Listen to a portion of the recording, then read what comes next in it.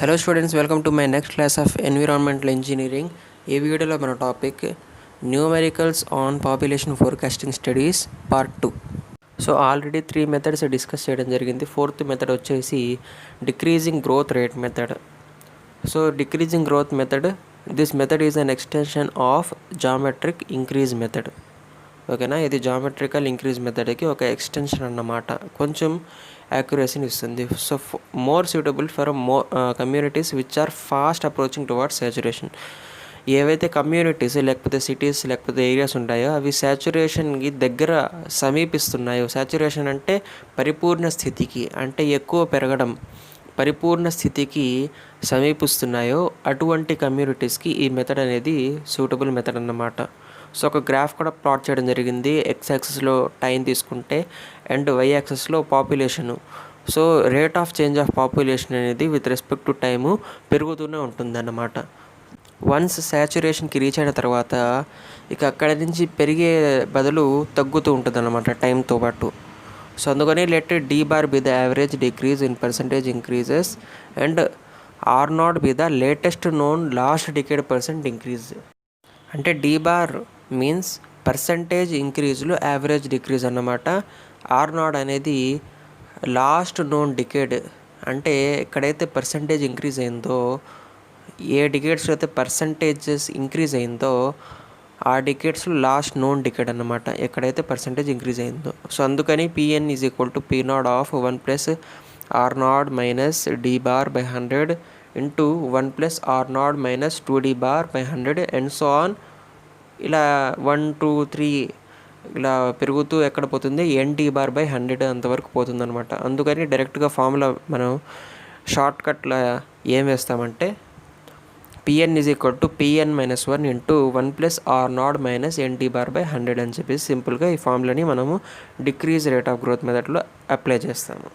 Next ఇక న్యూమెరికల్లోకి వెళ్ళిపోతే population statistics pertaining to a town are given below. అంటే మనకు 1970 నుంచి 2010 వరకు మనకు పాపులేషన్ ఇవ్వడం జరిగింది. సో మనం గమనించినట్టయితే పాపులేషన్ పెరుగుతూనే పోతూ ఉంది with respect to time. Find population in 2030 by decreasing rate growth method. మనం కనుక్కోవాల్సింది ఆఫ్టర్ 2 డికేడ్స్, అంటే లాస్ట్ నోన్ డికేడ్ వచ్చేసి 2010, అది లాస్ట్ నోన్ పర్సంటేజ్ డికేడ్ అన్నమాట, అది ఇంక్రీజింగ్ పర్సంటేజ్ డికేడ్. సో దాని తర్వాత 2 డికేడ్స్ తర్వాత మనము పాపులేషన్ ఎంతో ఎస్టిమేట్ చేయాలి. సో ఇయర్ అండ్ పాపులేషన్ ఏ విధంగా ఇచ్చాడో అదే విధంగా నేను వర్టికులర్గా కాలమ్స్లో నేను నోట్ చేసేసుకున్నాను. ఓకే కదా. సో దాని తర్వాత మనకు వచ్చే ఎక్స్ట్రా కాలమ్స్ ఏంటంటే పర్ డికేడ్ పర్సంటేజ్ ఇంక్రీజ్ అంటే R and decrease in percentage increase అంటే డి. ఓకే, ఇప్పుడు ఇవి ఎలా క్యాలిక్యులేట్ చేస్తారో చెప్తాను చూడండి. పర్ డికేడ్ పర్సంటేజ్ ఇంక్రీజ్లో ఏంటంటే మనం as it is increasing percentage మనం వేస్తామన్నమాట. అంటే ఆల్రెడీ మనము ఇది జామెట్రిక్ ఇంక్రీజ్ మెథడ్లో మనం చేసుంటాం. ఆర్ కనుక్కునే మెథడ్ అంటే 25,000 నుంచి స్టార్ట్ అనమాట. అక్కడ మనం ఏ వాల్యూ నోట్ చేయము. ఓకేనా. ఆ తర్వాత 28,000 నుంచి స్టార్ట్ అవుతుంది. సో 25 to 28 3,000 పెరిగింది. 3,000 విత్ రెస్పెక్ట్ టు 25 ఎంత పర్సంటేజ్, 3/25,000 అంటే 3,000/25,000 ఇంటూ 100 చేస్తే 12% వస్తుంది. దాని తర్వాత 28,000 to 34,000 ఎంత పెరిగింది, 6,000 పెరిగింది. సో 6,000/28,000 ఇంటూ 100 చేస్తే 21.43%. దాని తర్వాత 34 to 42,000 8,000 పెరిగింది. సో 8,000/34,000 ఇంటూ 100 చేస్తే 23.52%. 42 to 47 5,000 పెరిగింది. సో 5,000/42,000 ఇంటూ 100 చేస్తే 11.90%. సో ఈ 11.90% అనేది ఆర్ వాల్యూ అనమాట. ఆర్ నాట్ అంటే ఏమన్నాడు, మనకి లాస్ట్ నోన్ డికేడ్ యొక్క పర్సంటేజ్ ఇంక్రీజ్ వాల్యూ అని చెప్పేసి అన్నాడు. సో లాస్ట్ నోన్ డికేడ్ 2010, దాని యొక్క పర్సంటేజ్ ఇంక్రీజ్ 11.9. సో కాబట్టి ఆర్ నాట్ వాల్యూ వచ్చేసి 11.9%. ఈ వాల్యూ మీరు గుర్తుంచుకోండి. ఇక ఫోర్త్ కాలము, so decrease in percentage increase. యాక్చువల్గా మనం ఇంక్రిమెంటల్ ఇంక్రీజ్లో ఏం చేస్తాం, ఆల్రెడీ ఇంక్రీజ్కి ఎంత ఇంక్రీజ్ అయ్యింది అని చెప్పేసి మనం ఎస్టిమేట్ చేస్తాము. ఇక్కడ decrease in percentage increase. So increase in percentage increase అంటే lower value minus upper value చేస్తాము. ఇక్కడ డిక్రీజ్ ఇన్ పర్సంటేజ్ ఇంక్రీజ్ అన్నాడు కాబట్టి upper value minus lower value చేస్తారు. సో కాబట్టి 12% ఫస్ట్ వాల్యూ, సెకండ్ వాల్యూ వచ్చేసి 21.43%. కాబట్టి 12 మైనస్ 21.43 చేస్తే -9.43 వస్తుంది. అలాగే 21.43 మైనస్ 23.52 చేస్తే -2.09 వస్తుంది. అండ్ అలాగే 23.52 మైనస్ 11.9 చేస్తే 11.62 వస్తుంది. ఇక్కడ పాజిటివ్ వస్తుంది. ఎందుకు? పర్సెంటేజ్ ఇంక్రీజ్ అక్కడ తగ్గింది. సో మనకు కావాల్సింది ఇక్కడ తగ్గడమే, అంటే డిక్రీజ్ ఇన్ పర్సెంటేజ్ ఇంక్రీజ్ అనమాట. సో ఇక్కడ డిక్రీజ్ అయ్యింది కాబట్టి పాజిటివ్ వాల్యూ వస్తుంది. సో ఓవరాల్గా డీ బార్ ఎలా చేస్తామంటే ఎన్నైతే డిక్రీజ్ ఇన్ పర్సెంటేజ్ ఇంక్రీజ్లో వాల్యూస్ ఉన్నాయో వాటి యొక్క యావరేజ్ చేస్తామన్నమాట సింపుల్గా. సో -9.43 మైనస్ 2.09 ప్లస్ 11.62/3 చేస్తే 0.033 అనేది D bar value. So total number of decades అనేవి 2 ఉన్నాయన్నమాట. అంటే 2010 తర్వాత మనం కనుక్కోవాల్సిన 2030కి ఎన్ని డికెట్స్ ఉన్నాయి, మధ్యలో గ్యాప్ 2 డికెట్స్ ఉన్నాయి. సో కాబట్టి n = 2. సో P 2030 మనం క్యాలిక్యులేట్ చేసినట్టయితే P0 of 1 plus R0 minus D bar by 100 into 1 plus R0 minus 2D bar by 100. ఒకవేళ 3 డికెట్స్ ఉంటే ఇంకో ప్రోడక్ట్ వచ్చేదన్నమాట. సో 2 డికెట్స్ కాబట్టి ఈ 2 ప్రోడక్ట్స్ ఉంటాయి. సో ఓవరాల్గా P0 అంటే population of last known డికెట్ 47,000 into 1 plus R0 అంటే 11.9 అంటే లాస్ట్ నోన్ డికెట్ యొక్క పర్సెంటేజ్ ఇంక్రీజ్. డీ బార్ ఇప్పుడే క్యాలిక్యులేట్ చేసాము 0.033.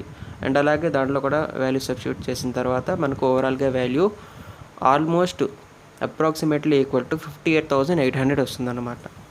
సో ఇది decrease rate of growth method ద్వారా చేసే పాపులేషన్ ఫోర్కాస్టింగ్ అన్నమాట. నెక్స్ట్ మెథడ్ వచ్చేసి గ్రాఫికల్ మెథడ్.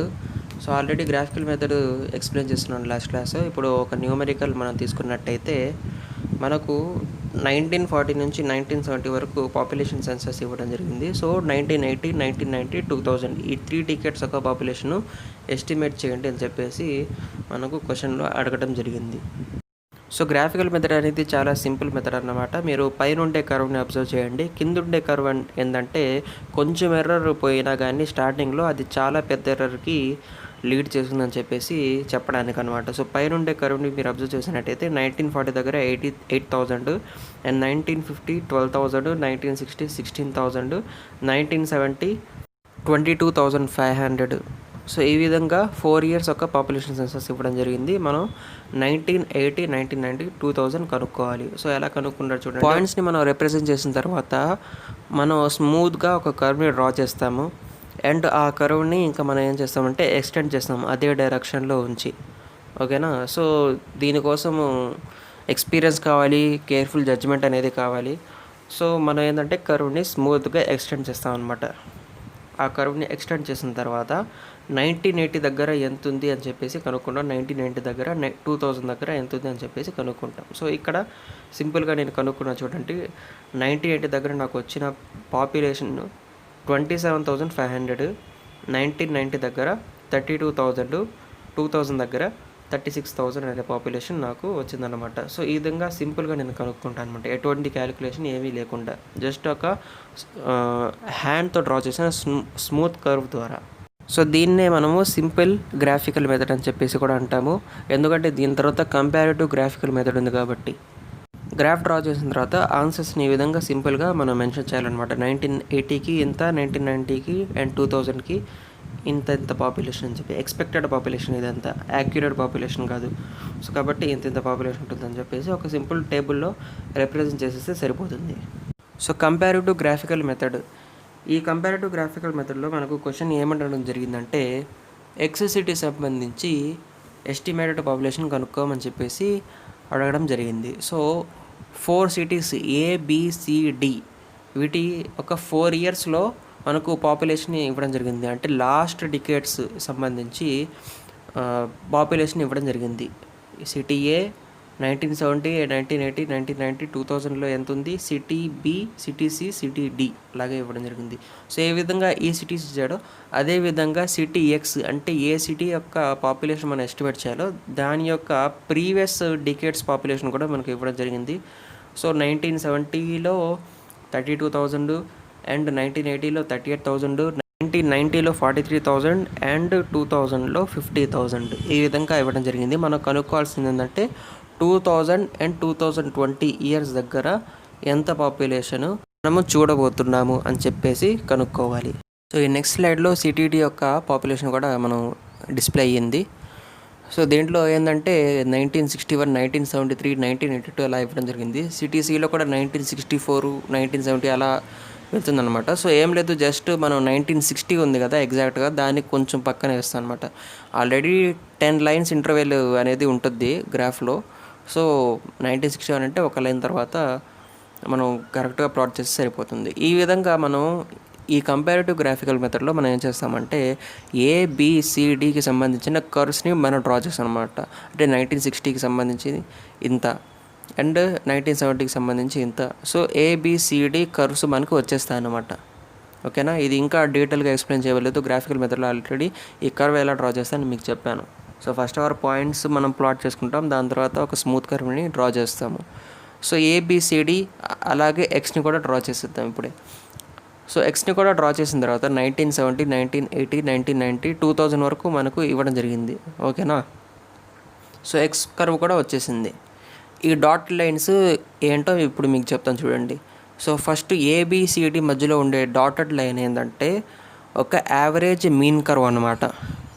ఓకేనా, సో వాటి యొక్క డైరెక్షన్స్ సపరేట్గా ఉన్నాయి కదా. ఒక మీన్ డైరెక్షన్ నేను with respect to those A B C D cities నేను కనుక్కోవాలనుకుంటే ఏ డైరెక్షన్లో పోతుంది. ఓకేనా, సో అది నేను ఒక యావరేజ్ మీన్ కర్వ్ అనేది డ్రా చేస్తాను అనమాట. దాన్ని నేను డాట్ లైన్స్ రిప్రజెంట్ చేసుకున్నాను. సో ఈ డైరెక్షన్లో పోతుంది అని చెప్పేసి సి అండ్ డి మధ్యలో పోతుంది ఒక మీన్ కర్వ్ నేను చూసుకున్నట్టయితే. ఓకే కదా. అండ్ నెక్స్ట్ ఏ డైరెక్షన్లో అయితే ఆ మీన్ కర్వ్ పోయిందో సేమ్ దానికి ప్యారలల్గానే లాస్ట్ 2000 ఉంది కదా ఎక్స్ సిటీలో. సో ఆ 2000 అంటే పాయింట్ నుంచి నేనేం చేస్తానంటే అదే ఆ డాటెడ్ లైన్ ప్యారలల్గా నేను ఎక్స్టెండ్ చేస్తాను అనమాట. ఎప్పటి వరకు 2020 వరకు స్మూత్గా కర్వ్ డ్రా చేసి. ఓకే కదా. ఇక ఆ విధంగా 2010 దగ్గర ఒక పాపులేషన్ వస్తుంది, 2020 దగ్గర ఒక పాపులేషన్ మనకు కరెక్ట్గా హారిజంటల్గా మనకు ప్లాట్ అవుతుంది. అదే ఎస్టిమేటెడ్ పాపులేషన్ అన్నమాట. సో ఆ వాల్యూస్ మనకు ఎంత వచ్చాయంటే 2010లో 58,000 అండ్ 2020లో 68,000. ఇది కంపారిటివ్ గ్రాఫికల్ మెథడ్ అన్నమాట.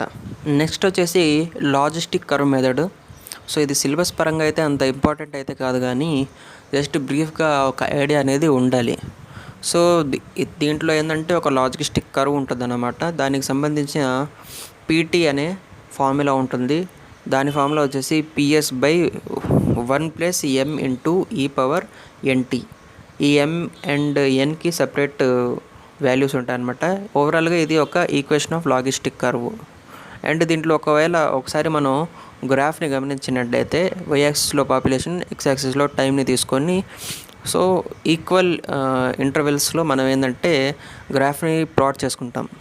కర్వ్ని ఈ విధంగా డ్రా చేస్తాం అనమాట. ఎందుకంటే T0 = 0 నుంచి స్టార్ట్ అవుతుంది, T1 = T1, T2 = 2T1. అంటే T1కి ట్వైస్గా ఉంటుంది అన్నమాట T2. ఓకేనా. సో ఆ విధంగా ఇటువంటి టైమ్స్ ఇచ్చినట్టయితే అంటే 0 నుంచి స్టార్ట్ అవుతూ ఇనిషియల్ టైం నుంచి స్టార్ట్ అవుతూ దాని తర్వాత T1 అండ్ 2T1 ఈ విధంగా ఈ ఫార్మాట్లో మనకు టైమ్స్ ఇస్తే మనము ఈ మెథడ్ని ఇంప్లిమెంట్ చేయొచ్చు అన్నమాట. ఇప్పుడు ఈక్వేషన్ ఆఫ్ లాజిస్టిక్ కర్వ్లో మనకు PS తెలియదు, m, n తెలియదు. వాటికి సంబంధించిన ఫార్ములాస్ ఇవ్వడం జరిగింది. సో ఆ ఫార్ములాస్లో మనకు తెలిసిన పాపులేషన్ వాల్యూస్ పుట్ చేసేసామనుకోండి, ఓవరాల్గా మనం కనుక్కునేసుకుంటాం. సో ఈ ఫార్ములాస్ మీరు బై హార్ట్ చేసుకోవాలి. సో స్క్రీన్ పైన డిస్ప్లే అవుతున్నాయి కదా, మీరు స్క్రీన్ షాట్ అయినా తీసుకొని నోట్బుక్లో నోట్ చేసుకోండి. దీనికి సంబంధించిన మనకు క్వశ్చన్ ఏమి ఇవ్వడం జరిగిందంటే in 2 periods each of 20 years A city has grown from 30,000 to 1,70,000 and then to 3 lakhs. ఓకేనా. 2 periodsకి సంబంధించిన పాపులేషన్ ఇవ్వడం జరిగింది.